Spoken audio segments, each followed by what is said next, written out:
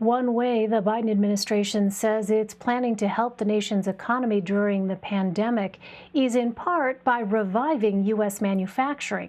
The president's Build Back Better agenda calls for a $400 billion investment in American-made equipment and $300 billion for research and development in technology. It would also allow for hundreds of billions in subsidies to promote the making and purchase of domestic products. A recent New York Times Magazine piece reports Mr. Biden's plan represents a, quote, rethinking of the country's economic posture. That includes promoting certain sectors so the competition abroad doesn't gain the upper hand. Noam Scheiber is the author of that piece. He's a labor and workplace reporter for the New York Times and joins us now. Welcome, Noam. Thanks very much for being with us. So on the face of it, President Biden's goal is similar to several of his predecessors, reviving American manufacturing and jobs. I mean, what are the basic plans as to how? Yeah, well, the basic plan is to spend a lot of money through a combination of tax credits, grants. So if you look at the auto sector, for example, the Biden administration has talked on the order of hundreds of billions of dollars over 10 years to both give consumers incentives to buy electric vehicles and also tens of billions of dollars to give auto manufacturers money to retool existing plants to help them produce electric vehicles and stand up new plants. Battery production will be a major undertaking for electric vehicles. Right now, we only have a few plants in the entire country that make batteries for electric vehicles. China has hundreds of these plants. So we have some ground to make up, and the administration basically wants to spend a lot of money to help the industry do that. All right, spend a lot of money. Where does the administration plan to get that money? Well, Biden on the campaign talked about basically undoing large portions of the Trump tax cut. So he's talked about raising taxes on people with incomes above $400,000 a year, people who have investment income and make above $1 million a year, and raising corporate taxes. So a lot of this will be kind of undoing a lot of the tax cuts from the Trump era. So I want to ask you about something called the Trans-Pacific Partnership and the failings of it and how China's actions have actually led the administration to this point. Tell us, first of all, for viewers who might not know, what was that meant or intended to do, the Trans-Pacific Partnership?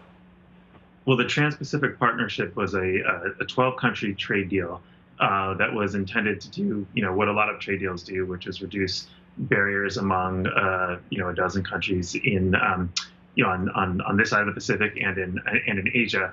I think the thinking behind that trade deal, unlike other trade deals like NAFTA, say, was as much a foreign policy goal as economic goals. The idea was China is this rising economic power, and we need to tighten these alliances with countries like Vietnam and Japan in order to sort of balance China and contain its rise. And I think that was a foreign policy goal that a lot of people agreed with, but the economic aspects of it were more concerning, especially to people on the left, to labor, to progressives. There were some features of it. One particular feature called investor-state dispute resolution, which would, critics argued, would have allowed companies to basically sue the U.S. government and get hundreds of millions of dollars in restitution because they didn't like our labor laws or they didn't like our environmental laws. So that was a big concern to people on the left. There was also a concern that we would kind of loosen the domestic content restrictions that we have in place on, say, the production of autos. So it would be easier for auto manufacturers to source the production of those vehicles from other countries rather than keep those jobs here. But as I say, the big ambition behind that trade deal was to give us, to help us in this economic fight that we're in with China. China has been very aggressive at subsidizing and funding the expansion of a lot of industries. If you look from steel to shipbuilding to electric vehicles, China has made huge leaps in the past 10 to 20 years.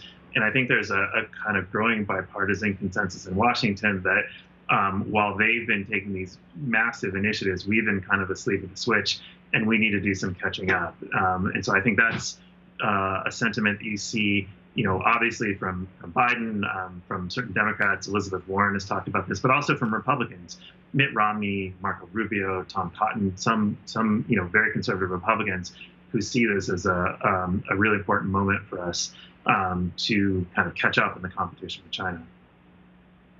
So, it is remarkable to talk about bipartisan consensus on anything, but as you note, it exists on this issue of China. So, Noam, what are some potential legislative solutions? Well, there's actually one very interesting piece of legislation that passed last year. It passed as part of the annual defense authorization bill, the bill that basically funds the Pentagon. And including in that bill was a bipartisan amendment that would basically create programs to fund the semiconductor industry. So it didn't actually fund this program, but it set up a series of programs that would give grants on the order of tens of billions of dollars to semiconductor manufacturers. And the reason that has been such a high priority is that we saw during the pandemic that it became very difficult for American manufacturers to get the supply of semiconductors that they need. If you look at the auto industry, a lot of cars, even just regular cars that you and I drive, to say nothing about self-driving vehicles or electric vehicles, those are very dependent on semiconductors. And during the pandemic, it's been very difficult. Some auto manufacturers even had to suspend production because it wasn't enough of a supply of semiconductors. So this has become very front of mind for people in Washington. The amendment that inserted this into the Defense Authorization Act last year passed by, I think it was 97-4. So there was a lot of support on both sides of the aisle for doing this. And I think that could be a model for the kinds of things we might see going forward once Biden introduces his proposals more formally. All right, we'll continue to watch how it develops. Noam Scheiber. Noam, thank you very much. Thanks for having me. Good to be here.